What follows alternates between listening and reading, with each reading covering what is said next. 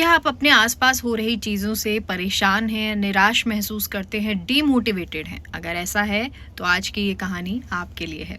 एक बड़े से हॉल में सैकड़ों लोग बैठे थे। मंच पर आए एक जाने माने स्पीकर ने बिना कुछ बोले अपनी जेब से 500 रुपए का नोट निकाला और उसे हवा में लहरा दिया। उन्होंने मुस्कुराकर पूछा, ये 500 का नोट कौन लेना चाहता है? पलक झपकते ही हॉल में सैकड़ों हाथ उठ गए और ये हाथ उठे कि हमें 500 का नोट चाहिए। इस पर स्पीकर बोलते हैं कि मैं ये नोट आप में से किसी एक को दूंगा, लेकिन उससे पहले मुझे कुछ करने दीजिए।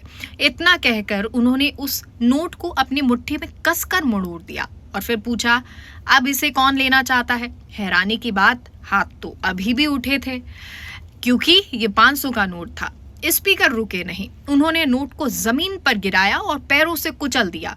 नोट अब बिल्कुल गंदा सा हो गया था, बदसूरत सा हो गया था और बहुत मुसा हुआ हो गया था। उन्होंने फिर वही सवाल दोहराया, अब भी कोई इसे लेना चाहता है? तो एक बार फिर से हाथ उठ गए। तभी स्पीकर ने कहा, तो दोस्तों, आज आपने जिंदगी का सबसे बड़ा सबक सीख लिया है। मैंने इस नोट के साथ जो भी कुछ किया, मरोड़ा, कुचला, गंदा किया, लेकिन इसकी कीमत कम नहीं हुई। वो आज भी 500 रुपए का ही है।